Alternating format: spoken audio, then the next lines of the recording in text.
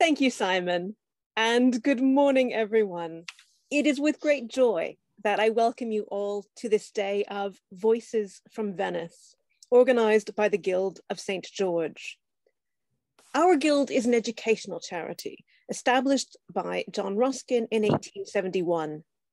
A 19th century thinker and activist, Ruskin rose to fame as an art critic, then went on to write of many subjects from architecture to zoology. Always a keen observer, he was horrified at the suffering and destruction he could see around him, and he wanted to make a difference. So he founded the Guild of St. George with a very simple aim. Inspired in Venice by seeing Carpaccio's paintings of St. Ursula's life, he resolved, and this is a quotation from a letter Ruskin wrote, to form a society, no matter how small at first, which shall vow itself to simple life in what is called poverty, that it may clothe and wash and cleanse and teach habits of honor and justice. That was the beginning of the Guild of St. George, and that was inspired by Venice. Ruskin's aim was to connect like-minded people, to try to make life better, to preserve and protect what is beautiful, whether nature, buildings, art, or intangible aspects such as craft skills, and to help the disadvantaged. Today, the Guild of St. George has a number of companions across a dozen countries, and we are growing year on year as this idea of making life better is resonating to a number of like-minded people. Ruskin chose the image of St. George fighting the dragon to represent this. His choice was consciously global. St. George is a patron saint of many places and speaks to a shared heritage across all of Europe. But for Ruskin, this saint also specifically links Great Britain, his home, and Venice, the city he adored, and which so shaped his aesthetic and ethical view of the world. St. George of England, whose cross is this nation's flag, was in Ruskin's mind, but the St. George that most influenced him was St. George as depicted by Carpaccio in the Scuola di San Giorgio degli Schiavoni in Venice. In contrast to the English St. George depicted on the coins of Ruskin's day, which Ruskin notes foolishly had a vision limiting helmet so that it could not really see the dragon. The Venetian St. George, well, he rides armed from shoulder to heel in proof or protection, we would say, but without his helmet. For the real difficulty in dragon fights is not so much to kill your dragon as to see him, at least to see him in time, it being too probable that he will see you first. Today is a day about listening and seeing, of watching for the dragon of destruction while celebrating successes in pushing it back. For Ruskin, his contemporary Venetians and their ancestors offered an ideal example of fighting such a dragon, a society living in community, cultivating artists and craftspeople and beauty in daily life. Yet Ruskin recognized and was deeply troubled by the fragility of Venice and the risk that this could be lost. When he set out to write The Stones of Venice, he said, "I would endeavor to trace the lines of this image of a city that had been the perfection of beauty before it be forever lost, and to record, as far as I may, the warning which seems to me to be uttered by every one of the fast gaining waves that beat like passing bells against the stones of Venice." That precariousness has not gone away. Ruskin's motto was today, today, today. And as today's speakers will share, Venice is still very much at risk from climate change and rising tides, from cruise ships and hordes of tourists.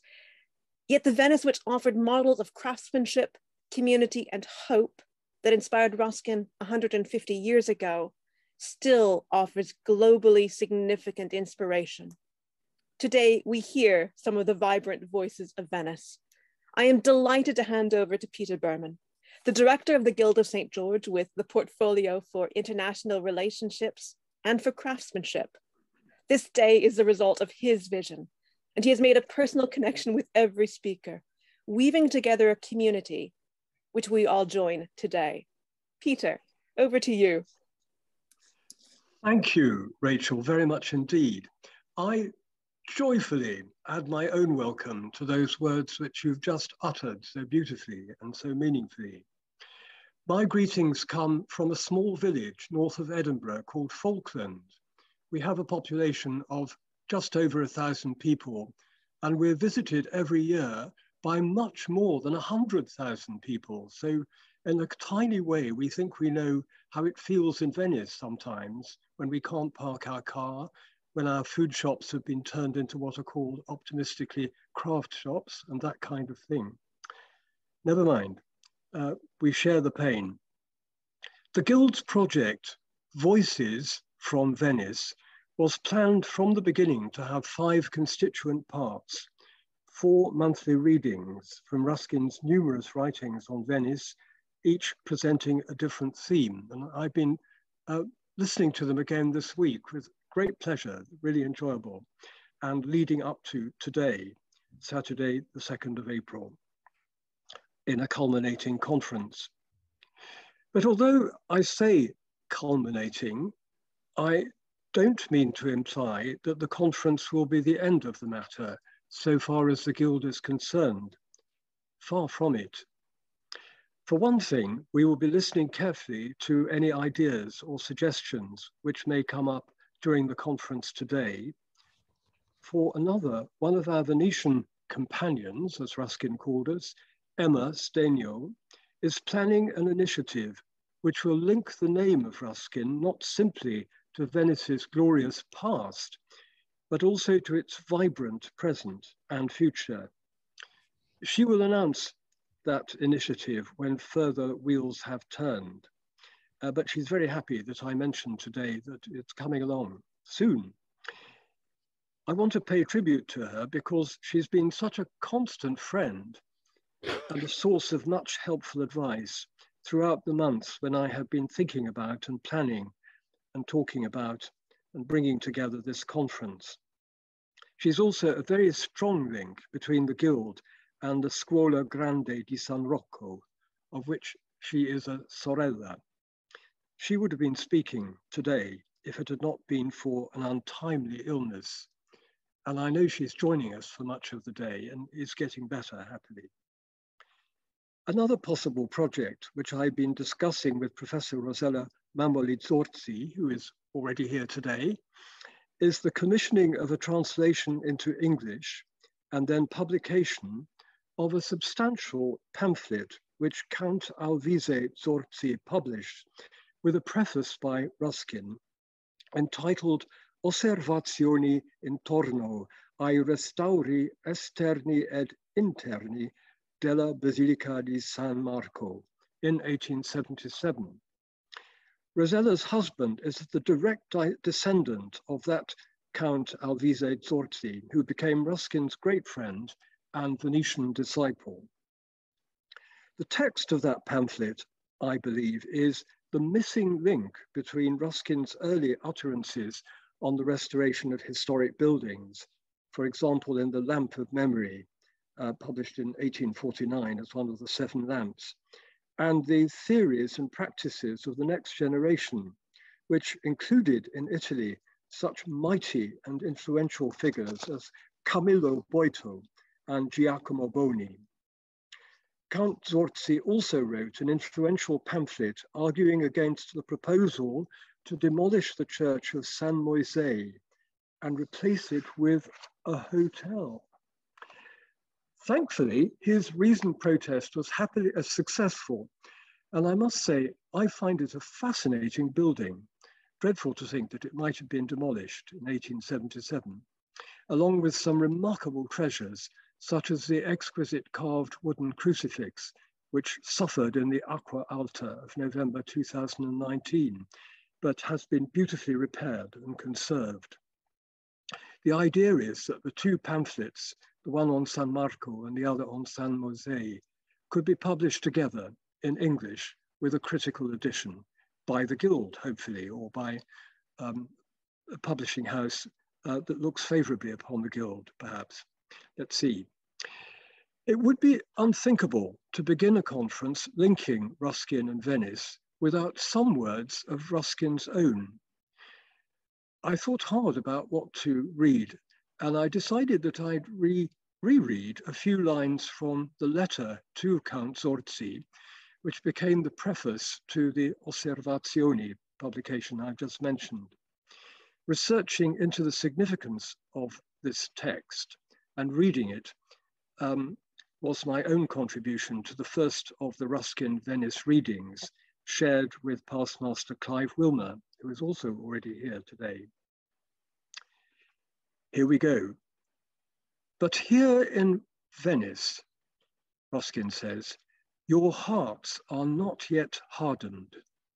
Above all, not the heart of the workman. Perhaps today we would rather say craftsperson. Ruskin went on to say, the Venetian still has all the genius, the conscience, the ingenuity of his race.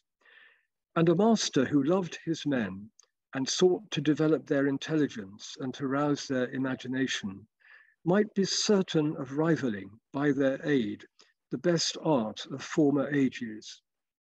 And the chief purpose with which 20 years ago I undertook my task of the history of Venetian architecture was to show the dependence of its beauty on the happiness and fancy of the workman, and to show also that no architect could claim the title to authority of magister unless he himself wrought at the head of his men, captain of manual skill, as the best knight is the captain of armies. Ruskin deplored what he called the, quote, modern system of superintendence from a higher social position. He pointed out that the shockingly bad interventions on the south side of San Marco in the 1870s were, quote, not the fault of the workman, but of the modern system by which throughout Europe, the money profit resulting from the extensive employment of mechanical labor becomes a motive for persons who have no real art faculty to occupy themselves in the direction of imitative work, for which, of course, no genius in design is required. I like to think that Ruskin would be agreeably surprised by the way in which the conservation repair of historic buildings has become a multidisciplinary affair today, one in which the archaeologist, architect, art historian, archivist, conservator, and master craftsperson all have their parts to play. He would rejoice to see how women as well as men are now working on the cathedrals of Europe and many of our other great buildings, and that craftspeople are in most national systems honored for the work that they do. In China, gifted master craftspeople are even listed, just as archaeological sites and buildings are listed for their significance in most other nations. Ruskin would surely rejoice in the achievements of the various organizations whose foundation he closely inspired. The Guild of St. George, as you've heard, was the first in 1871. Then the Society for the Protection of Ancient Buildings in 1877. The Art Workers Guild, consisting both of architects, artists, and craftspeople in 1884. I've been a member since the age of 29. And above all, the National Trust, founded in 1895, which has inspired the foundation of similar bodies in more than 60 countries worldwide.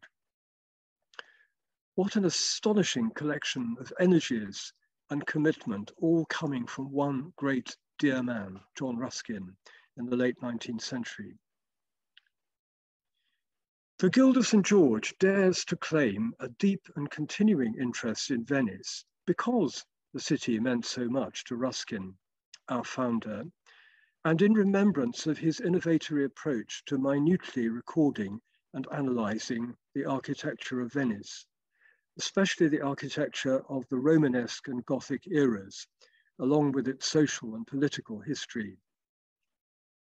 The Guild also honours and respects the work of all the other organisations, Venetian, Italian and international, which have made it their business to campaign or raise funds for the preservation of Venice's cultural heritage, and those, moreover, which campaign for what we all call the living city of Venice.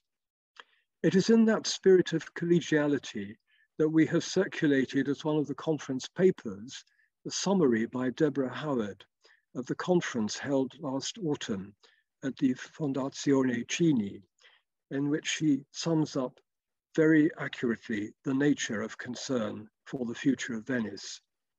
Her essay was published in the recent newsletter of Venice in Peril, which has made such a strong and enduring contribution to the conservation of Venice's cultural heritage. We, as a guild, especially admire the work of those organisations which have arisen in Venice itself, and it is a matter of both pride and joy today that amongst our speakers we have Jane D'Amosto of We Are Here, Venice, and Tommaso Cacciari of No Grandi Navi. I do love and appreciate the positive warmth of that name. We are here, Venice. And I love the uncompromising clarity of No Grandi Navi. I've been inspired by 4 notable texts in bringing together speakers for this conference. If Venice Dies by Salvatore Settis, then First Spritz is Free and Venice Rising, both edited by Kathleen Gonzalez, a Californian companion of the Guild of St. George, who will be speaking in a moment, and Venice and Odyssey, Hope, Anger, and the Future of Cities. What an interesting combination of important words, by Neil Robbins, who I see is also already here today. What a privilege it is that today we have a keynote address from Salvatore Settis, that Neil will speak to us about the politics of Venice, and that Kathy will make a contribution to this introductory session in a few minutes. We're like a band of friends gradually coming together, weaving a garland of concern, support and love for Venice, internationally as well as locally. What we all have in common is a deep love for Venice, for the city of Venice in its lagoon, and in its distinctive cultures of language, art, architecture, gardens, often forgotten but important in Venice, water, all pervasive, music, and food. We all equally share a deep concern for the present plight of Venice. Put very briefly, the overriding problems touched on already by Rachel are the rising of the tides in the lagoon, the overall exploitation and management of the lagoon, the stealthy draining away of the population, the empty properties of those who are exploiting the real estate of Venice, and the monoculture of over-tourism, which has so many negative aspects. We shall hear many references to those challenges and others during the course of today. As Jane D'Amosto said to me 10 days ago, the overriding thing is the sheer complexity of it all. But there are many positive factors, and I want to end on a positive note, including and especially the sheer creativity of many people who live and work in the living city of Venice. And we shall hear some striking examples of that creativity. I will end with a quotation which I think exemplifies this positive attitude. I found it in the biographical note of Luisella Romeo, who's also already with us, a registered tourist guide of fame and distinction, who will be speaking to us later this morning. She wrote in her biography, and I thank you all for your biographies, which make extremely interesting, permanent, good reading. She wrote, I believe that Venice is an incredibly vibrant contemporary city, as well as a historic city of the first importance. I also believe that the excellence of its artists and craftspeople is a key ingredient for the future. I see an incredible outburst of vitality in our city's inhabitants, and I believe that the younger generation here in Venice are finding that the city is a good place in which to put down deep roots. Venice is unique and alive. What a wonderful thing to feel, to write, and to say. And I hope she'll follow it up later in the day. So now it's my enormous pleasure to introduce you to Kathleen Gonzalez, though I know that many of you know her perfectly well already. And incidentally, I'm not going to make great speeches in introducing everyone because we have these wonderful biographical notes. But I love the first line of Kathleen's.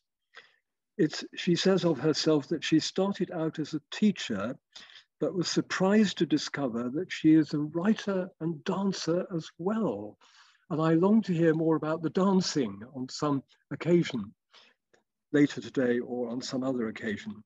And the only other two things I shall say is that so many of her publications are rooted in Venice and the personalities, including the women of Venice. I think that's so important. And I'm looking forward to reading more as time goes on. But I reviewed Venice Rising in the newsletter of the Guild of St. George about 18 months ago. And it was reading that book over and over again to review it that made me think of having such a conference, such a weaving together of voices as we're having today. So I feel we all owe Kathy a great deal and eager to hear what she has to say. Kathy. Well, thank you so much, Peter, for that introduction and for including me in the opening remarks today. I'm just so pleased and really kind of astonished that, this book that I put together, really, I'm just the editor of it. It's everyone else's voices, but that this book could end up reaching to people across so many countries and helping to bring so many people together, all for our shared love of Venice. That's really where it began for me. I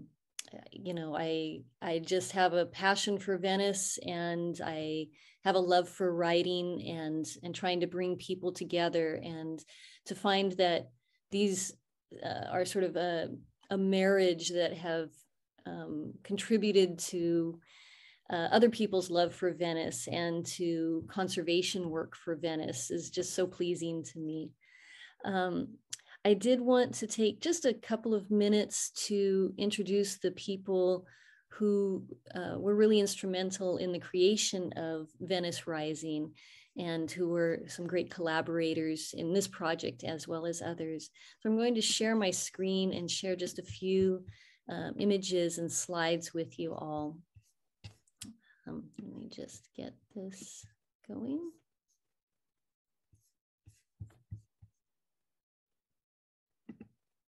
Oops.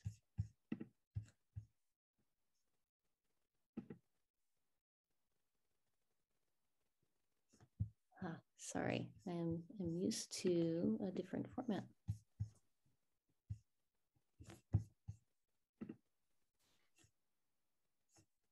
Okay. Go to slideshow. Thank you. I have just gotten used to using a different formatting. Okay, so just wanted to share with you a few other people. Most important is Rosemary Wilmot. Rosemary lives in England. She and I have not yet met face to face, but we became sort of introduced because she had followed my blog and followed some other work I had done. And she's really the person who gave me the idea for Venice Rising and introduced me to many of the people who ended up being contributors to this book. So huge thanks to Rosemary. And I really look forward to the day that we meet in person.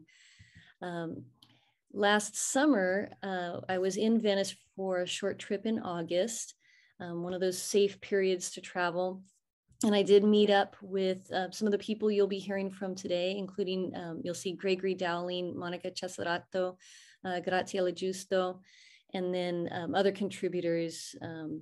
At the front in red is Marie Ohanessian Nardine, and on the far end is Cecilia Pierotti, who also contributed to the book First Spritz is Free, though not Venice Rising. So hopefully I will get to meet more of the contributors in person as well. Luisella and I go back quite a ways. She also contributed to First Spritz is Free. And you can see us last summer, we were both wearing our favorite hats that day.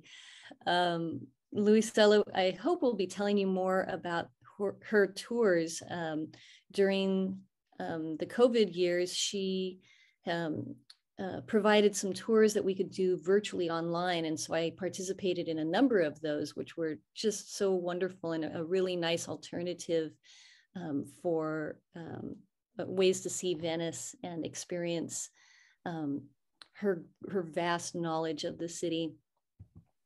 And Grazia Giusto, who you will hear from later today, as you can see, when we met up last summer, I had to wear the mask, which is the same one she wore on the cover of the book. So we were enjoying that moment. And she'll be telling you much more today about perspective artists in Venice.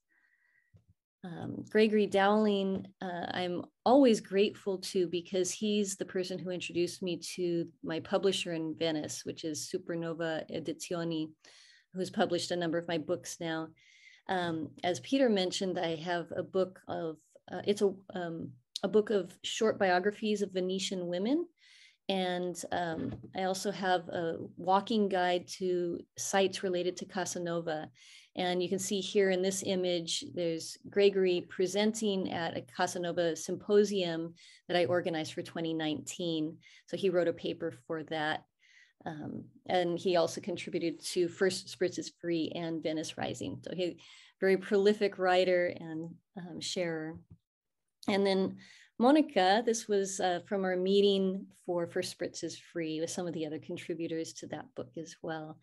I've been able to join Monica on one of her walking tours, visiting some of the different restaurants and gelaterie, bars. She has a wealth of knowledge, so you'll be learning so much from her today. And I just wanted to end by commenting that all of the proceeds from Venice Rising are contributed to We Are Here Venice, No Grandi Navi, and Venice Calls. All of the people who contributed their stories, their voices to this book, you know, I didn't pay them. I'm a high school teacher. I don't have the income to be able to fund a book like that. And so they generously gave their stories, and then all of the money that we make on selling that book goes directly to those organizations. I did a similar thing with First Spritz is Free. The proceeds from that book go to Save Venice, Venice in Peril, and also No Grandi Navi. So you can get those books from Amazon and support organizations at the same time. I think at this point, that's my short remarks, and I'll turn the directions back over to Peter.